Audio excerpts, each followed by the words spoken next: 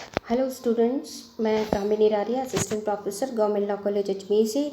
आज फिर मैं आपको एलएलबी थर्ड ईयर के paper 3.6 principle of taxation law के बारे में बताऊंगी।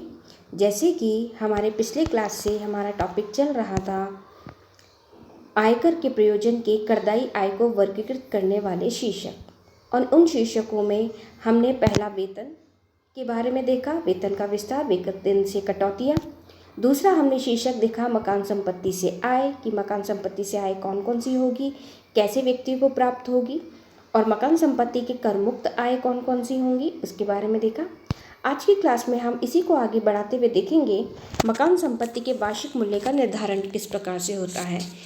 कि जिस किसी भी व्यक्ति को मकान संपत्ति से होने वाली आय है उसके वार्षिक मूल्य को निर्धारित कैसे करेंगे। ये सेक्शन 23 में बता रखा है, determination of annual value of house property. तो इसमें आयकर अधिनियम की धारा 22 के प्रयोजन हेतु मकान संपत्ति का वार्षिक मूल्य से मतलब ये है कि वह रकम जिसके लिए उस संपत्ति को वर्ष प्रतिवर्ष किराए पर दिए जाने की अपेक्षा की जाती है, जहां संपत्ति या संपत्ति के किसी भाग को किराए पर दिया है और संपत्ति के स्वामी द्वारा वास्तविक रूप से प्राप्त या प्राप्त करने योग्य किराया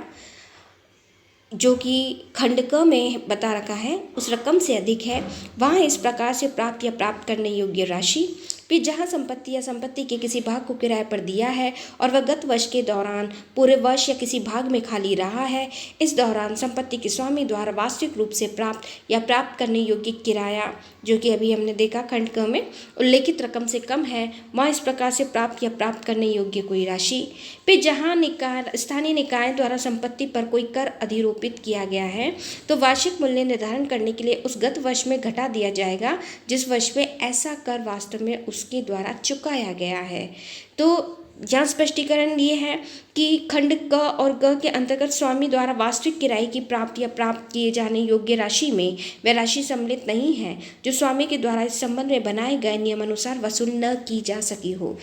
तो यहाँ ये कहना चाह रहा है कि मकान संपत्ति के वार्षिक मूल्य का निर्धारण इस प्रकार से होगा कि जब उसने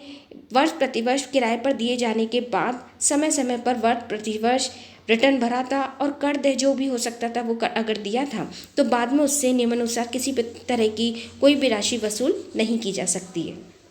फिर जहाँ संपत्ति मकान या उसका कोई हिस्सा जिसमें स्वामी द्वारा उसे अपने स्वयं के निवास के प्रयोजन हेतु अपने कब्जे में रखे हुए है या स्वामी द्वारा वास्तव में कब्जे में नहीं रखा जा सकता क्योंकि उसका नियोजन कारोबार या पेशा किसी अन्य स्थान पर है जहाँ उसे किसी ऐसे मकान में रहना पड़ता है जो उसका अपना मकान नहीं है, तो ऐसी स्थिति में भी ऐसे मकान या उसके भाग का वार्षिक मूल्य 0 होगा तो भी हम उससे नहीं लेंगे।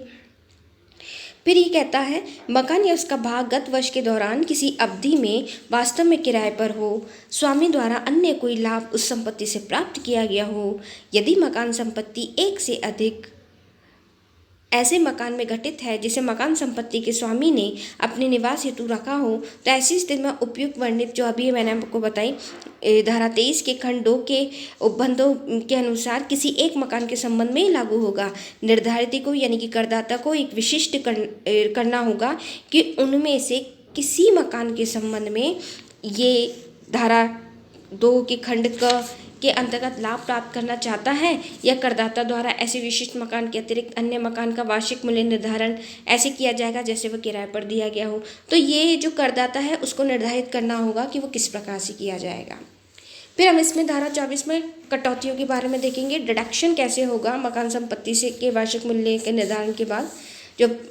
कर देना है तो फिर डिडक्शन कटौती कैसे करेंगे। तो मकान संपत्ति से आय शीर्षक के अंतर्गत कर योग्य आय की गणना में कुछ कटौतियाँ अनुज्ञात की गई हैं। पहली है वैधानिक कटौती यानी कि स्टैट्यूटरी डिडक्शन, मकान के वार्षिक मूल्य में से वार्षिक मूल्य के 30% के बराबर कटौती की जाएगी। धारा 24 सब क्लॉज ए में दे रखा है। मकान हेतु लिए गए ऋण पर ब्याज की कटौती यदि कोई मकान संपत्ति ऋण लेके खरीदी जाए, निर्मित की जाए, मरम्मत की जाए, नवीनीकरण की जाए या पुनर्निर्माण किया जाए तो ऐसे ऋण पर देय ब्याज की कटौती भी मिलेगी। यदि संपत्ति का स्वामी या संपत्ति का उपयोग स्वामी द्वारा अपने निवास हेतु किया जा रहा है तो उस दशा में उधार ली गई पूंजी पर ब्याज की कटौती उपबंधों के अनुसार उस 30,000 रुपये से अधिक की नहीं होगी। फिर यदि करदाता ने मकान संपत्ति से लेने या निर्माण करने हेतु पूर्व में उधार ली गई पूंजी पर ब्याज दिया है और उस ब्याज की अन्य किसी धाराओं के अंतर्गत छूट नहीं ली है, तो ऐसे देय ब्याज की छूट जिस मकान संपत्ति ली गई है या निर्माण की है उस वर्ष से आगे के वित्तीय वर्ष में बराबर की 5 किश्तों में ऐसी ब्याज की छूट देय होगी। यानी कि जो जिस हिसाब से अगर उसने पहले से दी थी तो फिर उसमें देय होगी।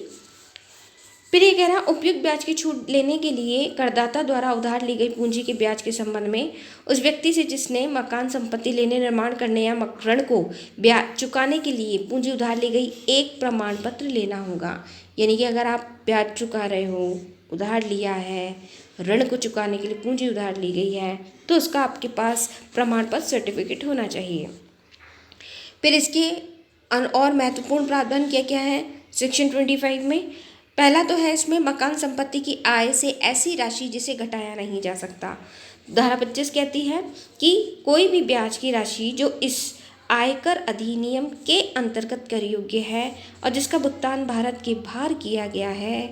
उसे मकान संपत्ति से प्राप्त आय में से घटाया नहीं जाएगा, बशर्ते कि उस प्रभार या ब्याज की राशि में से कर न काटा गया हो अथवा भारत में ऐसा कोई व्यक्ति ना हो जिसे धारा 163 के अंतर्गत उस विदेशी प्राप्तकर्ता या अभिकर्ता माना जा सके। तो ये अगर स्थिति है तो मकान संपत्ति की आय से ऐसी राशि जिसे घटाया नहीं जाएगा वो ये वाली राशियाँ होंगी। फिर ये दूसरा कहता है वसूल न किए गए किराए के कटौती के रूप में अनुज्ञात किए जाने के बाद उसके वसूल किए जाने के संबंध में उपबंध। यानी कि एक बार तो कटौती के रूप में अनुज्ञात किया गया है, फिर उसके बाद अगर वसूल करना है तो उसके संबंध में क्या प्रोविज़न दे रखे हैं। तो यहाँ पे वित्त अधिनियम जो वित्त विधेयक 2001 जो था उसके पारित होने से पूर्व यदि करदाता द्वारा किराएदार से किराया वसूल न होने के कारण उस समय धारा 24 में छूट प्राप्त की थी और उसके बाद करदाता द्वारा ऐसा किराया वसूल कर लिया जाता है, पहले छूट प्राप्त कर ली और फिर किराया वसूल किया है, तो उस प्राप्त होने वाले वर्ष में ऐसा वसूल हुआ किराया मकान संपत्ति से आय के अंतर्गत कर योग्य होगा। तो पहले छूट ले कर ली, बाद में उसने ले लिया तो उसके बाद वो कर योग्य माना जाएगा, चाहे करदाता उस वर्ष में उस संपत्ति का स्वामी हो या ना हो। उस वसूल किए गए किराए में से धारा 23-24 के अंतर्गत कोई कटौती नहीं दी जाएगी। यानी कि एक बार तो आपने उसमें से हेल्प ले ली और फिर दूसरी बार में आपने मतलब कि बाद में अगर वसूल कर लिया तो आपको टैक्स पे करना होगा, फिर चाहे बाद में आप उसके स्वामी रहे हो या नहीं रहे हो। लेकिन अगर आपने उस मकान संपत्ति से इस तरह की आय प्राप्त कर ली है जो कि किराए के रूप में है तो आपको टैक्स पे करना होगा। फिर ये कहता है वसूल न किया गया किराया बाद में वसूल होने पर आयकर के अधीन होगा। पहले अगर आपने किराया वसूल नहीं किया, बाद में अगर वसूल किया तो फिर उसके अधीन होगा। जहाँ निर्धारित यानी कि असैनिक करदाता संपत्ति के किराएदार से किराया वसूल ना कर सका है, पहले नहीं किया, लेकिन बाद में ऐसा किराया जिस वर्ष में वसूल हो जाता है उस गत वर्ष में मकान संपत्ति से आय शीर्षक के अंतर्गत कर योग्य होगी, चाहे निर्धारित उस वर्ष में उस संपत्ति का स्वामी हो या ना हो। तो वसूल ना किया गया किराया यानी कि जो पहले वसूल नहीं किया गया है बाद में वसूल होने पर अगर बाद में उसने ऐसे वसूल कर लिया है तो वो आयकर के अधीन होगा। वो इस बात की प्री नहीं ले सकता, वो इस बात का बचाव नहीं ले सकता कि उसने पहले वसूल नहीं किया था, तो बाद में वसूल किया है तो बाद में आपको आयकर देना होगा। फिर आखिरी इसका प्रावधान कहता है बकाया किराए की राशि प्राप्त होने पर कर दायित्व धारा 25B में यदि किसी करदाता को किराए पर उठाई गई मकान संपत्ति की किराए की ऐसी बकाया राशि प्राप्त हुई, बकाया यानी कि बची हुई,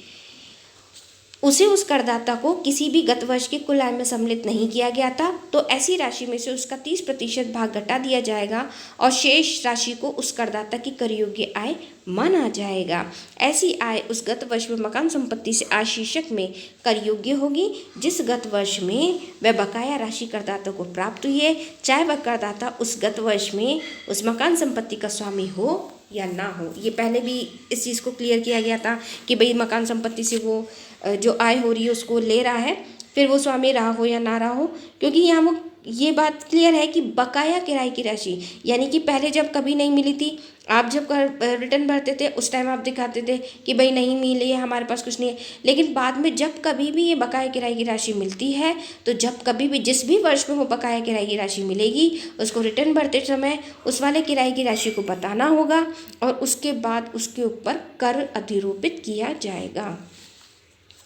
तो आज हमारा ये मकान संपत्ति से प्राप्त होने वाली आय के बारे में ये हमारा सेकंड टॉपिक पूरा हो गया है।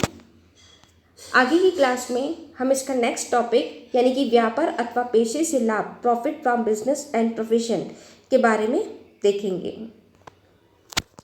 Thank you students.